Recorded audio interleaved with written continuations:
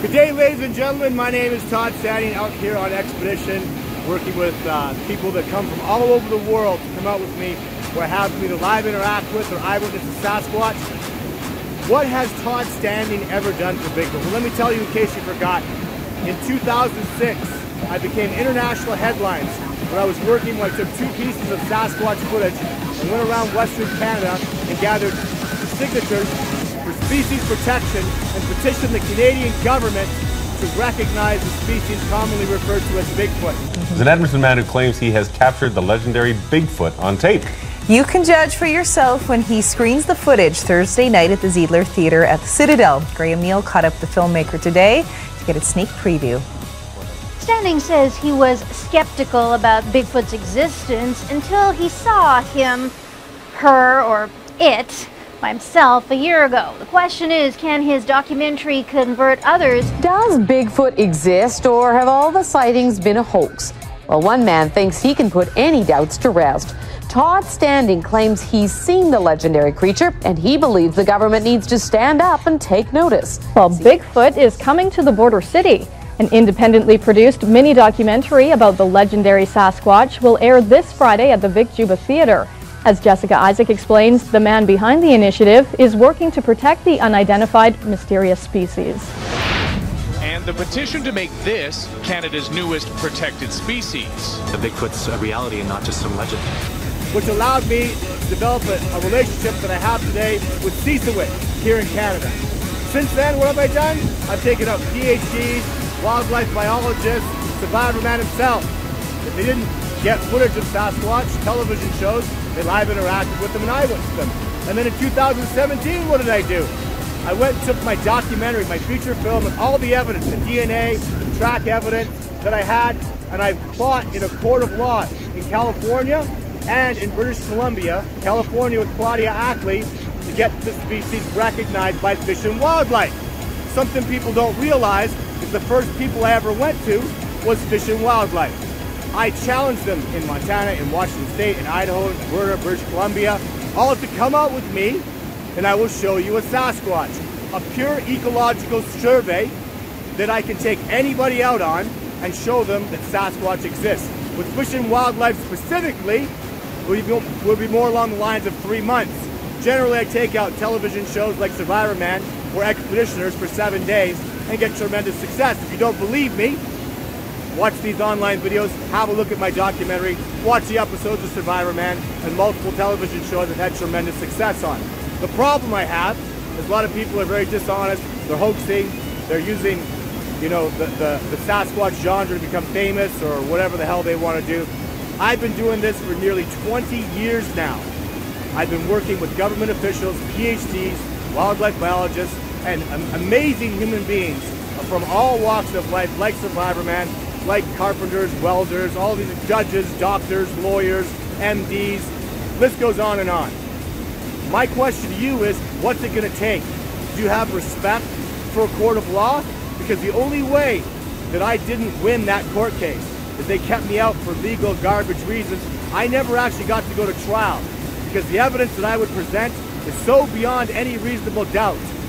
I would smoke Fish and Wildlife and prove beyond any reasonable doubt that Sasquatch is real and force them to come out with me and do an ecological survey, at which time I would prove to them and show them the reality of this species and have it accepted publicly and by the scientific community. That's where I'm at. That's what I do. So much more going on than that. Stay tuned. Lots to come. Right now, all my energy has to be focused on the Canadian, specifically the Canadian court case, and specifically that U.S. court case, especially you know, the California one. I went to California to meet Claudia to start the court case moving forward, to get the write-up all finished. And of course, before I went there though, or while I was there, I went on an expedition and actually was able to get some footage of a Sasquatch, evidence of a Sasquatch.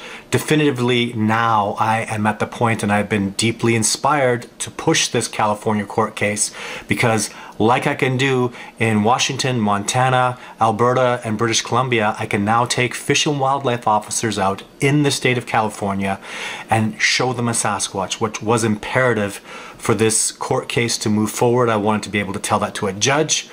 because that's what the court case is about. It's about getting Fish and Wildlife out into the field, because I can take, and I have taken, and I will continue to take people out into the field and have them either live interact with or eyewitness a Sasquatch.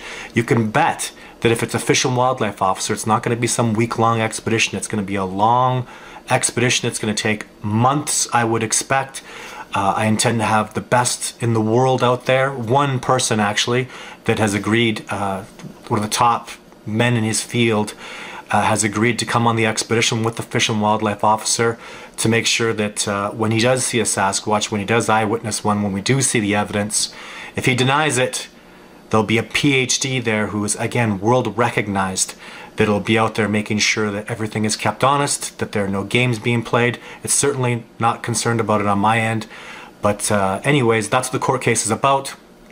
And I guess people are probably curious about what happened in California and would like to probably see footage. So there is a significant amount of footage, from tracks to an altercation to actual a Sasquatch actually grabbing an apple, and the whole thing was captured on video, which was very exciting for me. What happened was there's a Native American colleague of mine I've been talking with for years. He saw me on Survivor Man Bigfoot way back in 2013, and I've been collaborating with him. And because of our collaboration, he's been able to get incredible success with especially one Sasquatch from this group that he was, I wouldn't say he's studying them, but he's trying to find ways to, he was having difficulty hunting there and trying to figure out what the Sasquatch were trying to communicate with him. So with the help of myself and my colleagues, looking at tree breaks and structures and things they were doing, I was able to help him build this fantastic relationship with a young individual who actually has a limp. And, or at least that's what he told me. So when I went up to California, I followed a couple leads that didn't lead anywhere, and then I went backcountry into an area he told me where this young, probably 10 to 12-year-old Sasquatch who's about 400 pounds, maybe around just under 6 feet tall, and enormous, you know, absolutely enormous. But anyways, very habituated to him. He gave me some instructions, and I was able to capture footage of that Sasquatch. There's a great deal of footage. I'm going to save most of it for Discovering Bigfoot Part 2.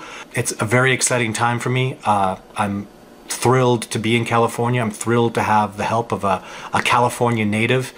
The court case in California, it's so exciting. I mean, the date is set. We have a judge. The judge's name is David Cohen, Department 26, Superior Court of California, the County of San Bernardino. I mean, this is the paperwork. We have started the court case, and in the United States, we actually have a court date where we're going to see the judge.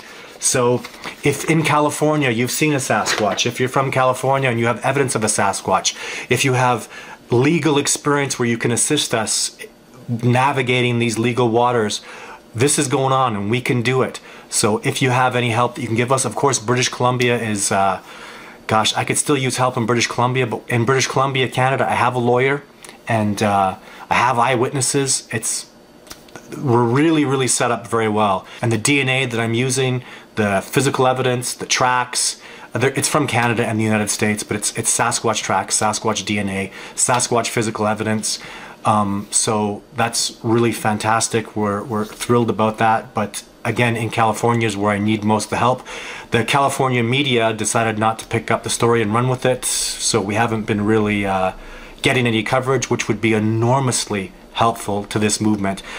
In Canada, where I got significant coverage, it allowed me to pick up many people that are fantastic eyewitnesses, and most importantly, a lawyer called me. I've been calling lawyers for over a year, and they will not assist. They have no interest. They feel that this, even though it's a big precedent and I intend to win, I don't know how I could possibly lose this case, but even though it's setting this enormous legal precedence and it's a fantastically exciting thing, most lawyers see it as damaging to their practice. One lawyer in Washington I was working with talked to his colleagues about it and absolutely dismissed working with me because it was very clear that it was going to damage the practice. So other people don't want to have lawyers that are working on paranormal things such as Bigfoot. But I intend to make this not paranormal. We are going to win this case. I'm sorry, I'm stuttering because I feel like this should be a no-brainer with all the physical evidence and all the testimony. This is going to be a sledgehammer. I don't know how they can defend against it. The discovery process of Bigfoot is coming. Discovering Bigfoot, the documentary is out there. Also tremendous evidence. The people involved, amazing. I'm super excited.